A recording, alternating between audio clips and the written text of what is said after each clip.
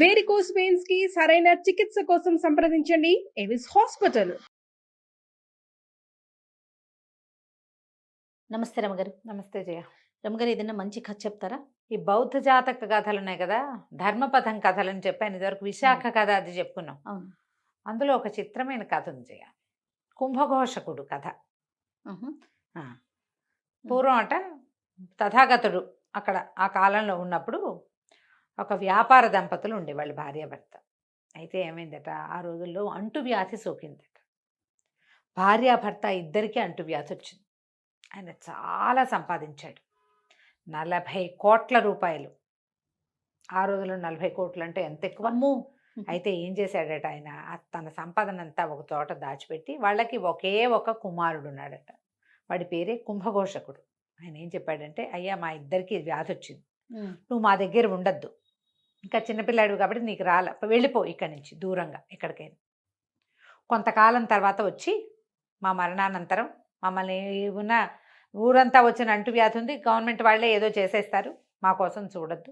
తర్వాత వచ్చి ఇదిగో ఈ గుర్తుల ప్రకారం ఆస్తి స్వాధీనపరచుకొని ఉత్తరం రాసిపెట్టి పిల్లాన్ని పంపించేశారు. వీడు బాలుడుగా ఉండగానే ఇక్కడి నుంచి వెళ్ళిపోయాడు. ఒక 15 ఏళ్ళు, 12 ఏళ్ళు, 14 ఏళ్ళు అలా వయసు ఉంది. 15 ఏళ్ల లోపల వాడు. కానీ ఆ ఉత్తరం చూసుకుని వాడు ఇంకేం చేయలేక అక్కడే ఉంటే అమ్మా నాన్నతో పాటు పిల్లాడు కూడా అయిపోతాడు. అప్పట్లో ఈ మసూచి, కలరా లాంటి మహమ్మారి వ్యాధులు ఉండేవట, అంటువ్యాధులు. ఊరంతా ప్రబలినే. పిల్లాడు ఆ ప్రాంతం నుంచి వెళ్ళిపోయి 12 సంవత్సరాల తర్వాత తిరిగి వచ్చాడట. తిరిగి వచ్చి గుర్తుల ప్రకారం వెతుక్కుని వాళ్ళ అమ్మ వాళ్ళు పెట్టినవి, అమ్మా నాన్న చనిపోయారు, ఆంధ్ర ప్రభుత్వమే అందరికీ చేసినట్టుగానే అనాథ ప్రేతాలుగా వీళ్ళ ఇల్లు గుర్తు ఉంది, వీళ్ళ భార్యాభర్త తెలుసు వాళ్ళకి. వీళ్ళ ఇంటి ప్రకారం దహనాదులు ఆ రోజుల్లో చేసే కార్యక్రమం ఏదో చేసేసాడు. వీడు తన పాత పడిపోయిన ఇల్లు అవన్నీ చూసుకున్నాడు. 40 కోట్లు ముందు వస్తువు ఉంది, డబ్బంతా అక్కడే ఉంది, ఎవరు పట్టుకోవాలి.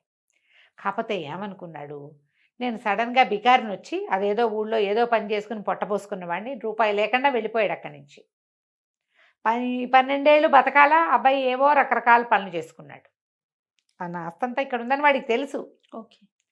ఇప్పుడు వచ్చి ఒకేసారి రాజునైతే ఇంత డబ్బుని ఇది చేసుకుంటే ఎలాంటిది వస్తుందో వీళ్ళు నమ్ముతారో నమ్మరో. ప్రభుత్వం కూడా మారింది, ప్రభుత్వం మారిపోయింది అప్పటికి ఇప్పటికి. అందుకని ఏం చేశాడట, ఇక ఆ డబ్బును అవైల్ చేయలే. క్రమంగా దీన్ని సరి చేసుకుందామని ఆ ఊళ్ళోనే ఒక పారిశ్రామిక వాడ, వాళ్ళ అలాంటిది కార్మిక వాడ, ఏమన్నారు దాన్ని, లేబర్ కాలనీ, కార్మిక వాడలో ఉండిపోయాడు.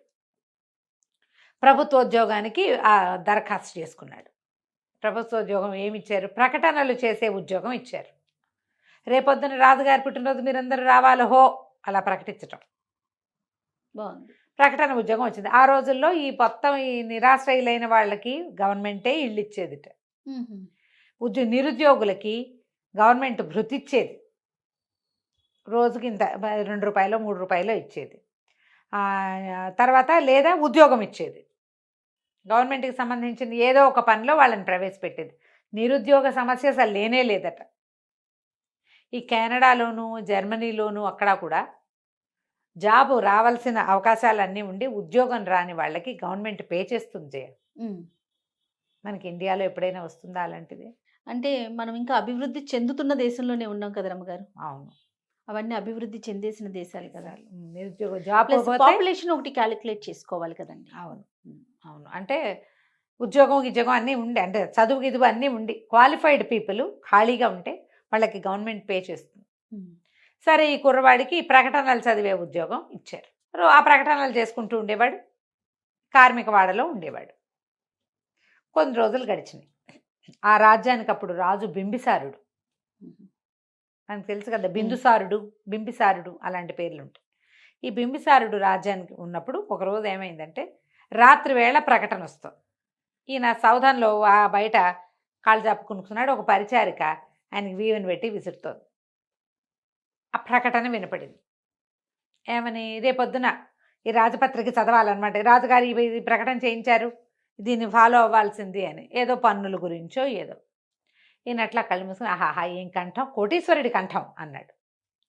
అనేసరికల్లా రాజబాయి పరిచారకుంది కదా, ఏమిటి స్వామి, ఏమిటి ప్రభు, ఏమంటున్నారంటే, ఆ ప్రకటనలు చదివేవాడు ఆ పని చేయవలసిన వాడు కాదు, వాడి కంఠం కోటీశ్వరుడి కంఠం, వాడి గొంతులో వాడి డబ్బు పలుకుతోంది అన్నాడు. రాజుపరిచారు కదా, నేను కనుక్కుని వస్తాను. అవునో కాదు. అతను ఎందుకు ప్రకటనలు చదువుతాడు? కోటీశ్వరుడు అయిన వాడు ప్రకటనలు చదువుతాడు? అదే కదా. ప్రకటన చదవటం ఒక ఉద్యోగం. నేను చూసొస్తానంది.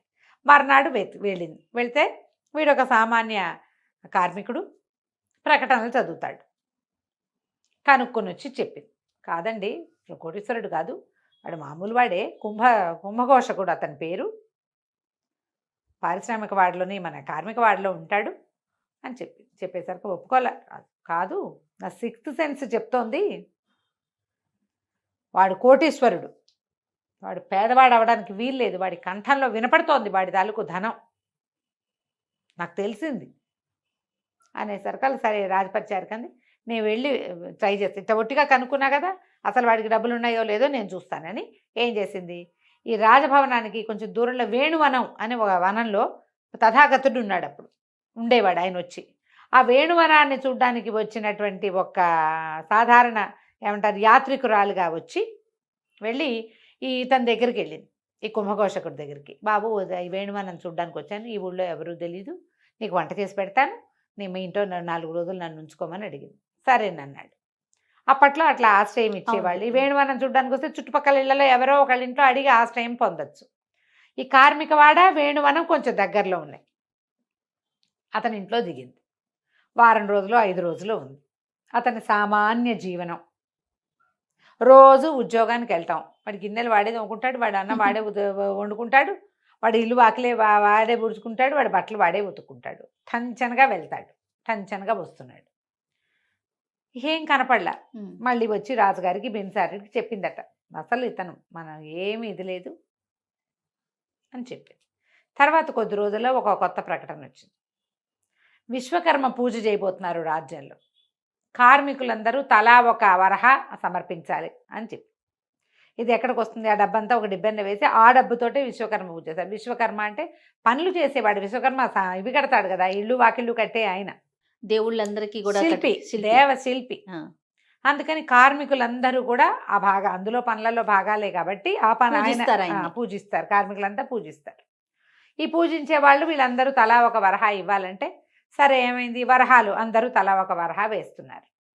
మన కుంభఘోషకుడి దగ్గర వరహ లేదు. ఇతను ఏం చేశాడు, సరే అని తన ఇంటికి వెళ్ళి దాచిపెట్టుకునే డబ్బులు వేయించి ఒక వరహ తీసుకొచ్చాడు. ఎప్పుడైతే ఈ కుంభఘోషకుడు వరహ ఇచ్చి తన పేరు రాయించుకున్నాడో వీడి వరహ తీసి పక్క పెట్టి రాజుగారి పంపించారు. ఎవరి పని వాళ్ళు చేస్తారు కదా. చేస్తారు. ఆ వరహ పరిశీలించారు. వరహ పరిశీలిస్తే ఆ వరహ ఈనాటిది కాదు, ఇప్పటికి 20 సంవత్సరాల క్రితం ప్రింట్ చేయబడింది. లేటెస్ట్ వరహాలు చాలా వచ్చేసాయి. బిందుసారుడి పేరు ఉంటుంది కొత్త వరహాల మీద. పాత వరహాలు ఉన్నా కూడా ఇంత పాతది ఉండడానికి వీల్లేదు. ఎప్పటికప్పుడు డబ్బు మార్కం తీసేసేవాళ్ళు. ఓ, అప్పుడు కూడా ఉందా? విశ్వనాథ్ సత్యనారాయణ గారిది పాతిపెట్టిన నాణెములు అనేది ఒక నావెల్ ఉంది. 2 అన్నదమ్ములు వాళ్ళు. ఓకే, అది ఇంకో కథ, కానీ ఇందులో చెప్పేస్తున్నాను. 2 అన్నదమ్ములైతే తన పేరుతోటి ముద్రింపించాడు. పెద్దవాడు, 2 ట్విన్స్ వాళ్ళు. రెండో వాడు మొదటి వాడిని సంహరించి ఆ నాణ్యాలన్నీ పాతిపెట్టించేస్తాడు. ఓహో, తన పేరు వేసుకుంటాడు. మళ్ళీ ఆ చివరికి అతని భార్య కడుపుతో ఉన్నవాడు పారిపోతుంది, ఆ కథలో వెళ్ళిపోతుంది. ఆ పిల్లవాడు రాజు అవుతాడు, మళ్ళీ వస్తాడు వెనక్కి.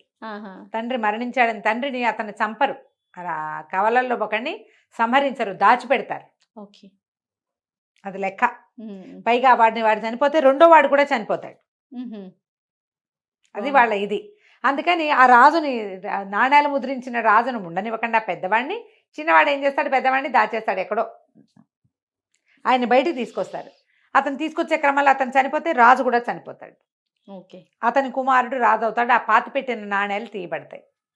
పేర్లు గబుక్కుని గుర్తు రావట్లేదు. ఈ పాతిపెట్టిన నాణ్యాలు ఎంత బాగుంటుందో, ఎవరైనా ఆసక్తి ఉన్న వాళ్ళు చదువుకోండి. విశ్వనాథ్ సత్యనారాయణ గారు ఇలా జరిగేవి ఆ రోజులు. ఆ నాణ్యం పట్టుకుని ఆయన పిలిపించాడు. ఈ నాణ్యం ఎక్కడిది, ఇది ఎప్పటిది, ఏమిటి అని ఆ చుక్కి తీసాడు. కుంభఘోషకుడికి ఇక తప్పలేదు, చెప్పాల్సి తప్పక నేను ఫలానా వ్యాపారస్తుడి కుమారుని, నా ధనం ఇది, నా తండ్రి సంపాదించింది, నేను అది ఒకేసారి దాన్ని తీసుకుంటే ఈ రాజ్యంలో ప్రభుత్వం మారింది కాబట్టి ఏమవుతుందో నేను అది తీసుకోలేదు అనగానే రాజు చాలా సంతోషించి మొత్తం ధనాన్ని బొక్కసానికి చేర్పించాడు. చేర్పించి తన కుమార్తెల్లో ఆఖరిదాన్ని కుంభకోశకుడికి ఇచ్చి వివాహం చేసి అబ్బా కోశాధికారిగా చేశాడు. నీకు డబ్బు కనపడంగానే ఏం చేస్తారు జయ? ఖర్చు పెట్టేస్తుంటారు. ఖర్చు పెట్టేస్తారు, వాడేస్తారు. ఎవరికైనా తెలుస్తుందని చేయరు. అవును, మితం ఉండదు మితం కొంతమంది కాదు, ఎక్కువ భాగం ఉండదు జయ. చాలా మందికి ఉండదు. స్పెండ్ చేయకుండా ఉండలేరు. 40 కోట్ల రూపాయల ఆస్తున్నవాడు సాదాసీదాగా కార్మిక జీవితం గడిపాడు. అతనికి అందుకని కోశాధికారిని చేశాడు. అలాంటి వాడు కావాలి, డబ్బు ఖర్చు పెట్టని వాడు. మంచి రాజు, మంచి తెలివిగా ఆలోచించి బింబిసారుడి ఆఖరి కుమార్తెను కుంభకోశకుడు వివాహం చేసుకున్నాడు. సూపర్. అయితే తర్వాత ఒకసారి తథాగతుడు వేణువనానికి వచ్చినప్పుడు ఈయన తీసుకెళ్ళాడట.